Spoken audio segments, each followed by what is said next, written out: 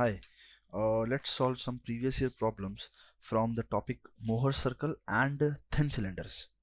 Okay, so the state of stress at a point is uh, sigma x, sigma y, sigma z, tau xz, zx, yz, zy all are given equal to 0, and tau xy, which is equal to tau yx, is equal to 50 megapascal.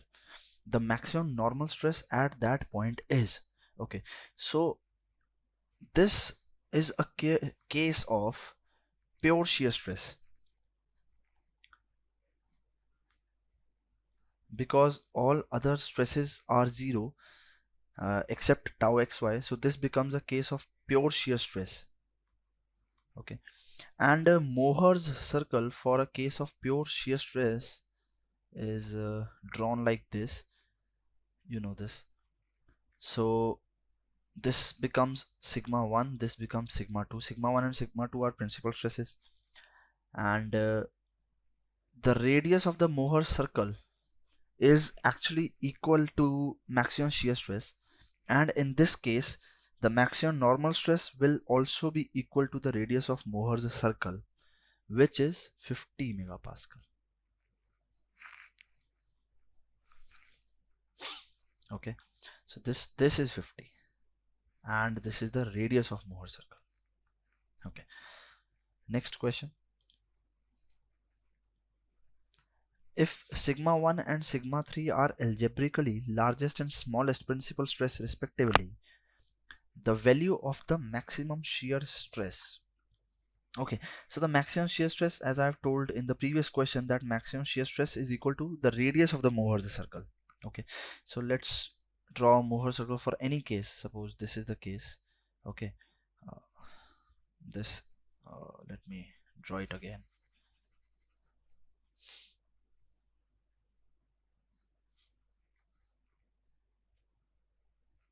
Sigma 1 is the largest principal stress, sigma 3 is the smallest principal stress, and we know that maximum shear stress is equal to radius of Mohr's circle.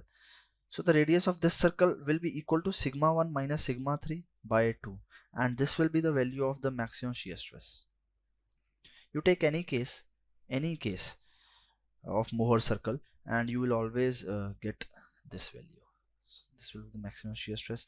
The option will be B, sigma 1 minus sigma 3 by 2. Okay, let's move on to the next question. A carpenter glues a pair of cylindrical wooden logs by bounding their end faces at an angle of theta is equal to 30 degrees as shown in the figure. Okay, the glue used at the interface fails.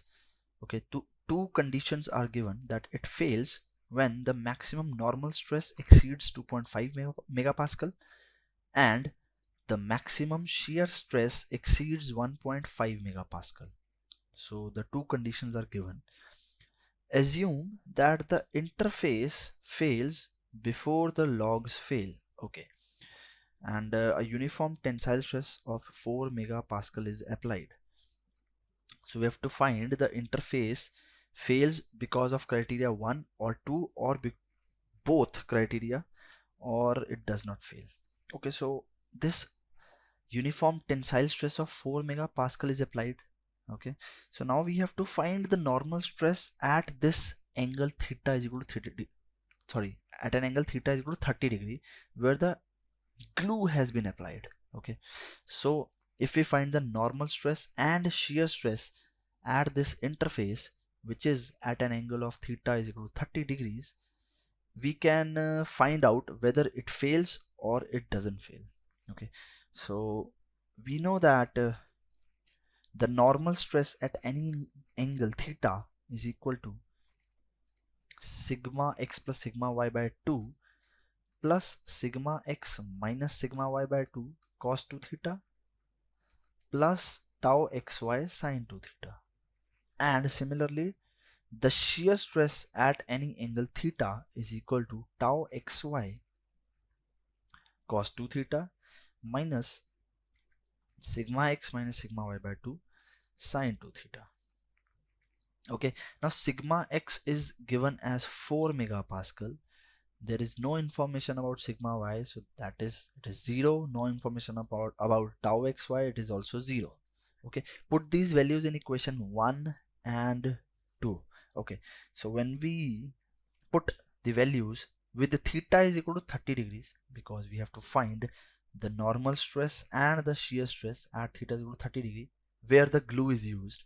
So sigma theta is equal to 30 degree is equal to it will be 4 plus 0 upon 2 4 plus 4 upon 2 cos 60 degree, and tau xy is 0, so this term is 0. So this comes out to be 3 megapascal, and tau shear stress at theta is equal to 30 degrees. This is 0 minus 2 sine 60, so this is minus 1.732 megapascal. We will take the magnitude into account because we have to compare these values with these two criteria. Okay, so we get the normal stress which is equal to 3 megapascal, and the criteria given is that the maximum normal stress, if it exceeds 2.5 megapascal, it will fail. So yes, it will fail due to criteria 1, and it also fails if the maximum shear stress exceeds 1.5 megapascal. In our case it is 1.732, so that implies it fails due to criteria 2 also. Okay, so the answer will be that it fails because of both criteria 1 and 2. So C will be the answer. Okay, next question.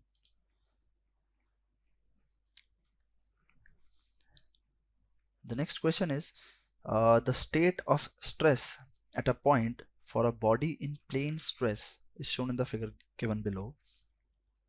If the minimum principal stress is 10 kilopascal, the minimum principal stress minimum is 10 kilopascal, then the normal stress sigma y in kilopascal is. Okay, so sigma x is given, tau xy is given, you have to find sigma y, and minimum principal stress is also given. So how do we find the maximum and minimum principal stress? By this formula, sigma 1 2 is equal to sigma x plus sigma y by 2 plus minus under root sigma x minus sigma y by 2 whole square plus tau xy square.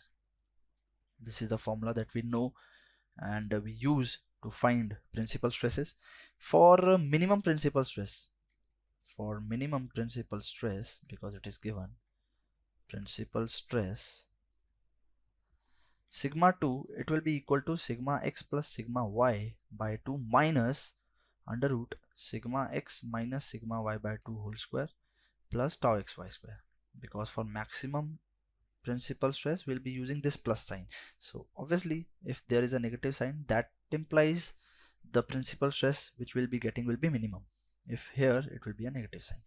Okay, so we have the value of sigma 2 which is 10 kilopascal, sigma x is 100 kilopascal, sigma y we have to find out by 2 minus sigma x is 100 minus sigma y by 2 whole square plus tau xy square which is 50 kilopascal.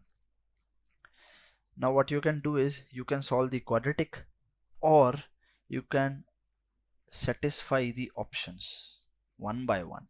Okay, so I guess satisfying the options will be shorter method.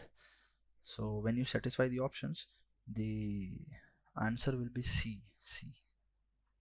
Okay, so 37.78 will be the normal stress sigma y. Okay, you can also solve it by solving the quadratic, but that will be a longer method. Okay, let's move on to the next question.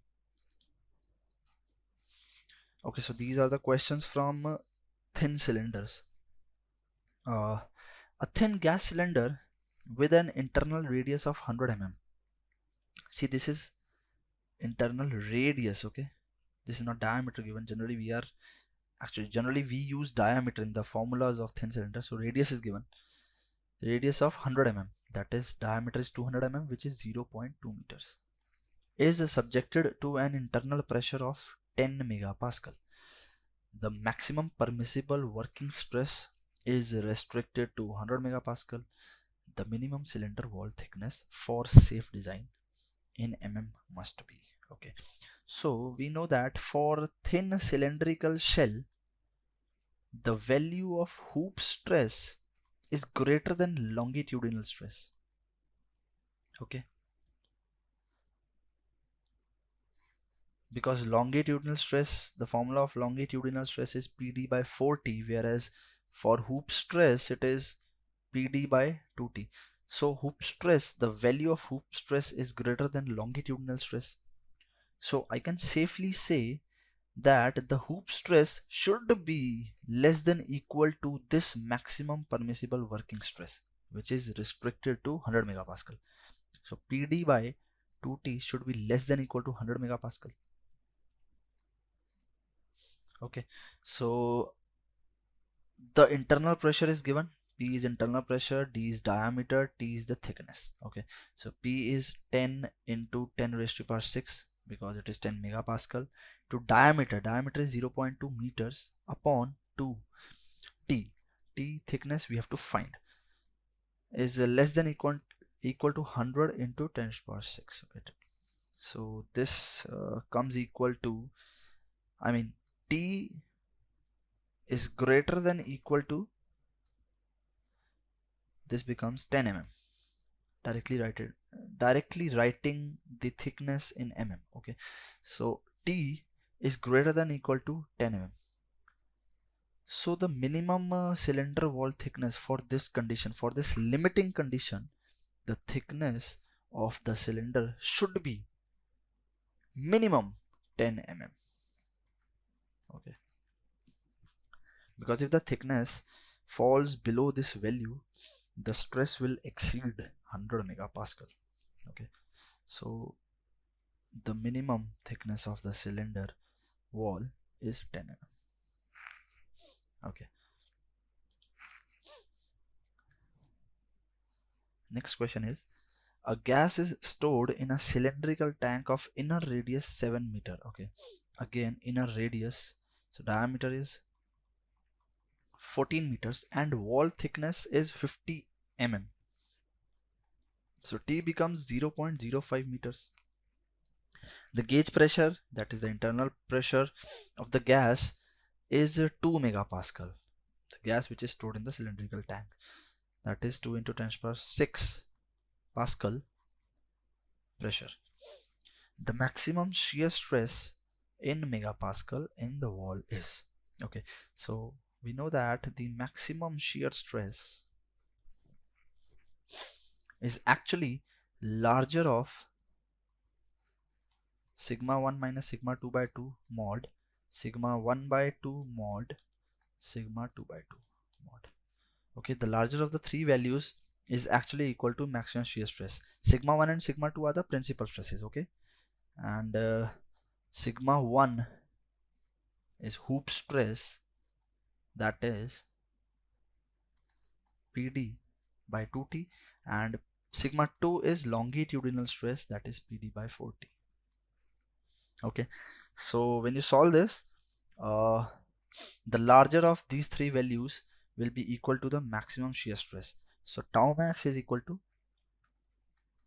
PD by 4T. Okay, because this becomes PD by 8T, this becomes PD by 4T, and this becomes again PD by 8T. So the larger of the three values is PD by 4T. So tau max is PD by 4T. Pressure is 2 megapascal, 2 into 10 to the power 6, diameter is 14 meters, 4 into T, thickness is 0.05 meters. So the maximum shear stress is equal to 140 megapascal. Okay, beware that in plane tau max is different from maximum shear stress. Okay, maximum shear stress is the larger of these three values, whereas the in plane tau max is actually mod of sigma 1 minus sigma 2 by 2. Okay, so these two are different, please be aware. Okay, the next question, the uniaxial yield stress of a material is 300 megapascal. According to von Mises criterion, the shear yield stress of the material is, okay, so you directly remember this formula that in von Mises criterion, SYS upon SYT is equal to 1 by root 3. SYS is yield strength in shear. Yield strength in shear, and SYT is yield strength in tension, which is given to be equal to 300 megapascal. So the yield stress in shear, that is SYS, will be equal to 300 by root 3. Okay, whatever be the value, that's your answer. Okay, one more thing, in maximum shear stress theory, maximum shear stress theory, SYS by SYT is equal to 1 by 2. Okay, so for von Mises criterion, SYS by SYT is 1 by root 3, and for maximum shear stress theory, the value is 1 by 2. Okay, next question. A cylindrical tank with the closed ends is filled with compressed air at a pressure of 500 kilopascal. Okay, so this is the internal pressure P, which is 500 into 10 raised to the power 3 Pascal. The inner radius of the tank is 2 meters, so that implies diameter is 4 meters, and it has wall thickness T, which is equal to 0.01 meter. Okay, the magnitude of maximum in plane shear stress. Okay, so I've explained the difference between the maximum shear stress and the in plane tau max, in plane shear stress, that how you calculate both of them, they are different. So the magnitude of maximum in plane shear stress is equal to in plane max tau max is equal to sigma 1 minus sigma 2 by 2. Sigma 1 is the maximum principal stress, sigma 2 is minimum principal stress. For thin cylindrical case, sigma 1 is equal to hoop stress, which is PD by 2T, and sigma 2 is equal to longitudinal stress, which is PD by 4T. Solve it, this will be, I guess, PD by 8T in plane tau max. So P is 500 into 10 raised to the power 3. Diameter is 4 meters. 8 into TT is 0.01. You actually remember these formulas. Okay, when you study this topic, your teacher might have asked you to remember all these formulas: in plane tau max, maximum shear stress, the formula for hoop stress, longitudinal stress.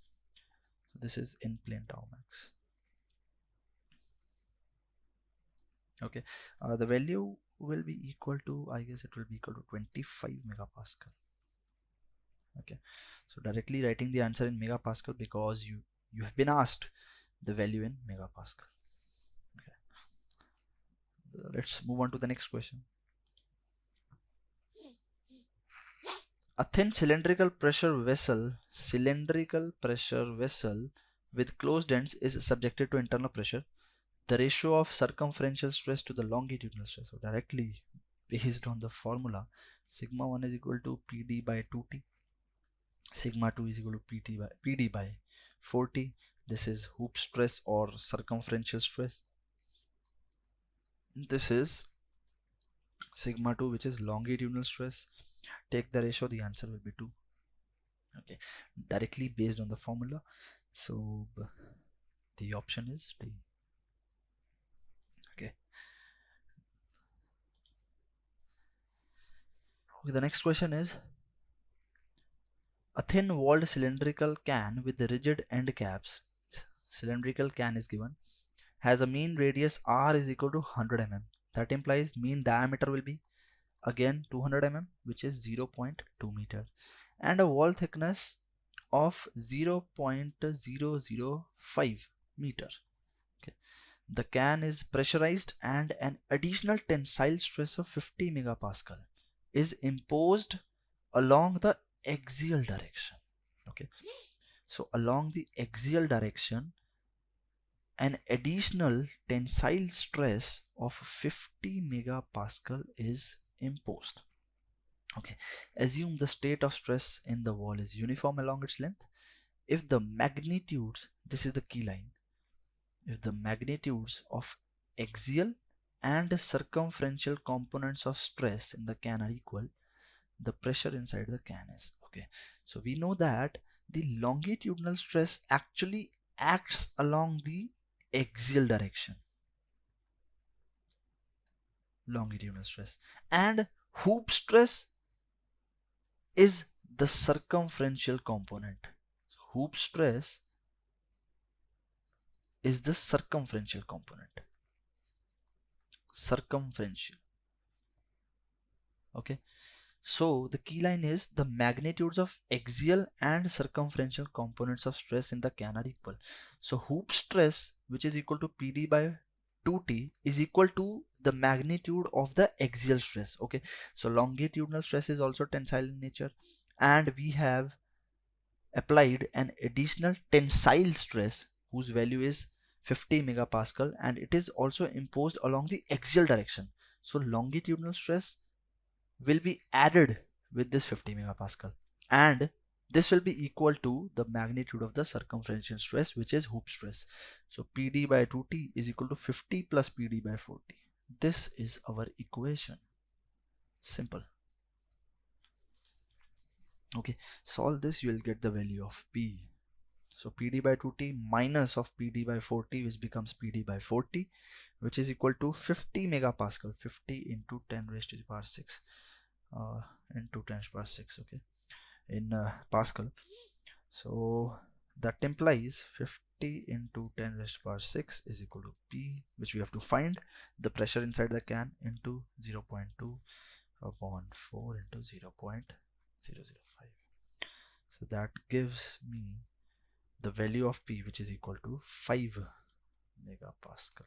Writing the answer directly in megapascal. Okay, this question looks actually complicated, but it is one of the easiest questions which you will ever come across. Okay, just a single equation, and you will be able to solve this question. Okay, thanks.